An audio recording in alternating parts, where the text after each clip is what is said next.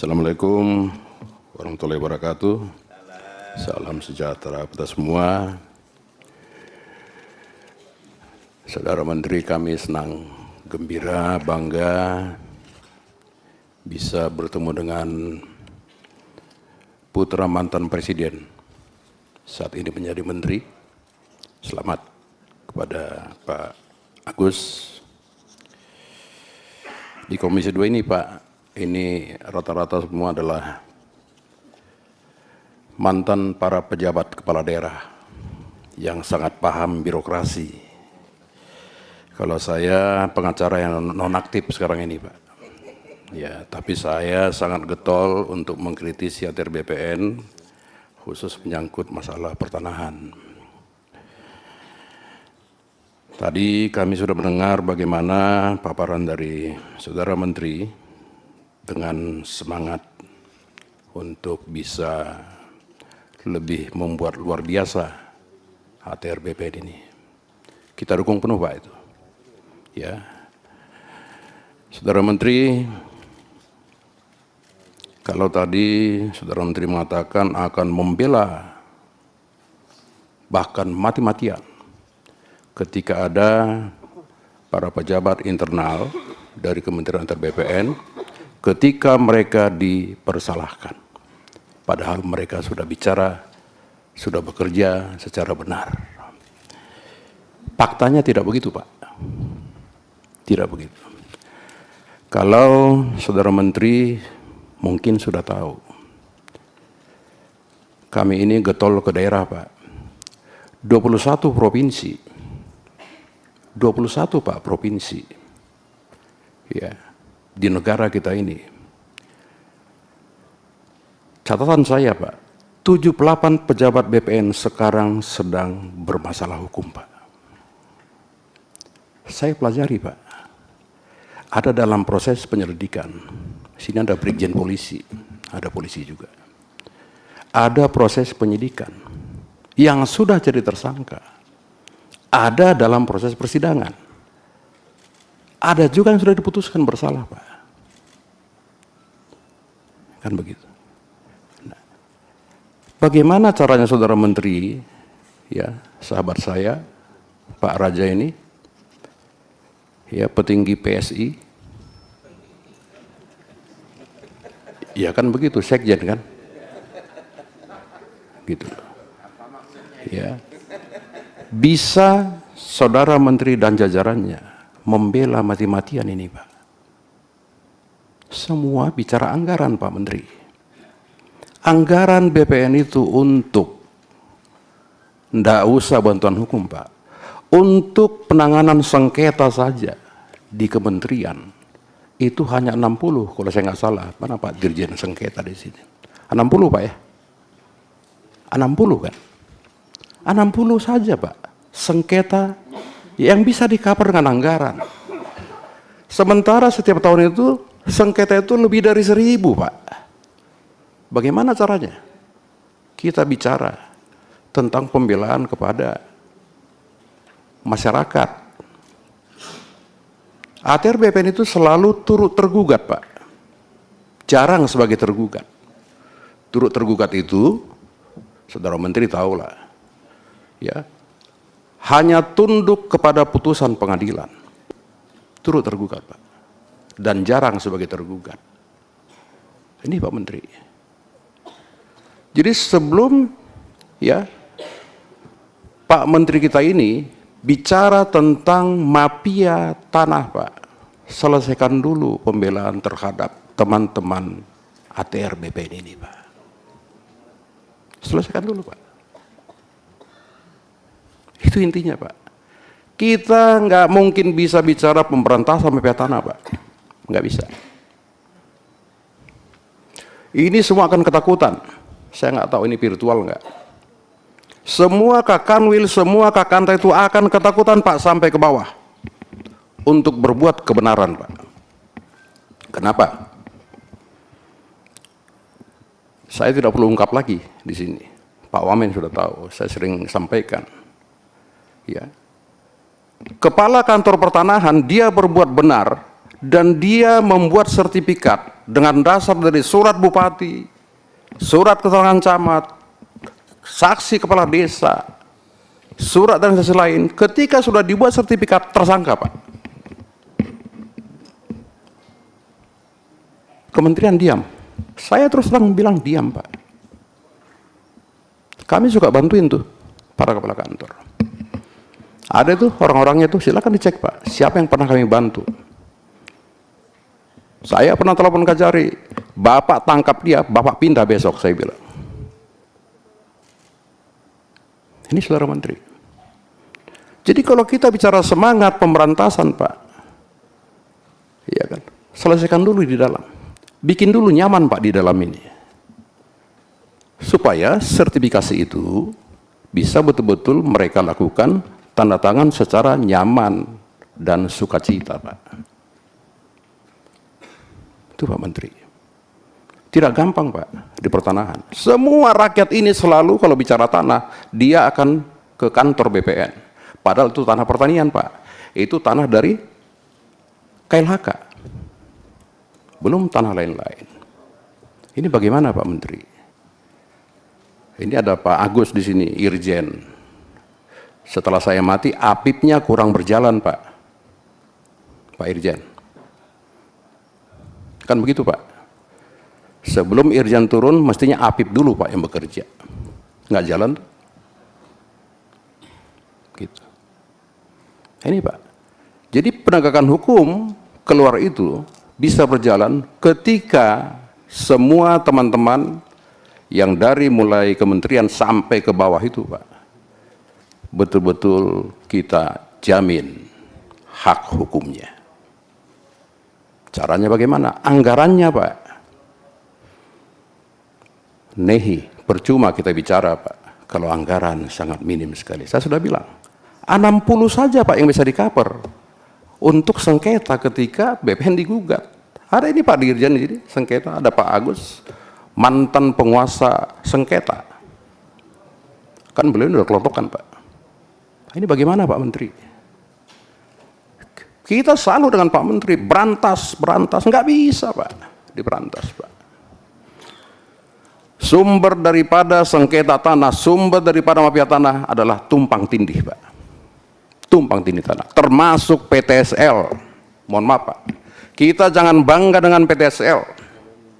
PTSL itu dominan bermasalah, Pak, semua. Kenapa? Tumpang tindih. Kenapa PTSL gampang? Mengejar target, Pak. Pak Menteri. Demi untuk mengejar target, terbitkan PTSL. Ternyata tumpang tindih, Pak. Bukti sama kami ada semua, Pak. Pak Menteri. Dengan bermasalah itu, panggil kepala kantornya, Pak. Lakukan penyidikan tersangka. Gitu, Pak. Berat, Pak Menteri. Sangat berat sekali. Nah, bagaimana caranya Pak Menteri bisa menyelesaikan ini? Dengan Pak Wamen.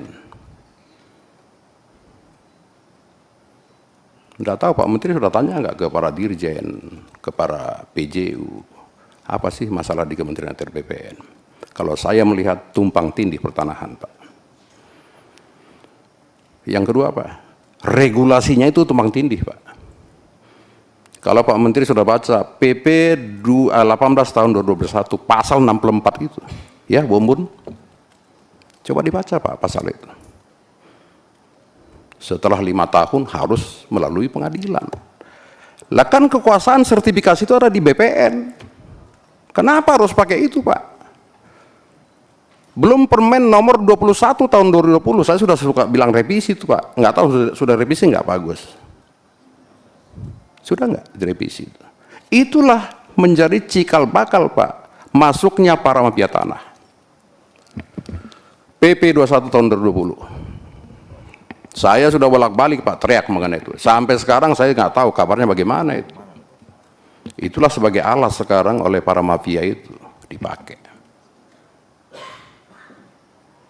Ini Pak Menteri. Kalau di Banyuwangi, ya Pak Menteri menyetop sekian ribu sertifikat bla bla bla. Ha, itu mah kecil, Pak. Itu kecil Pak, itu depan mata Pak Menteri aja itu. Belum kasus di Sungut Pak, apa itu Pak, apa ya, saya Malingkar, saya Mencirim Pak, sampai detik ini Pak tidak selesai. Nggak selesai Pak. Kenapa? Ya tumpang tindih. Kenapa bisa tumpang tindih? Kenapa nggak selesai? Regulasinya Pak juga tumpang tindih. Maka bagaimana caranya Saudara Menteri berbicara kepada ya kan KL untuk mengevaluasi kembali semua regulasi yang tumpang tindih ini Pak, baru Bapak bisa bekerja. Karena banyaknya regulasi Pak, itulah yang dipakai oleh APH, yang mana bisa menjerat ini Pak. APH tidak mau tahu, pokoknya saya pakai aja ini, begitu Pak. Belum lagi kita bicara ketika ada persidangan, ketika ada penyidikan, siapa Pak ahlinya?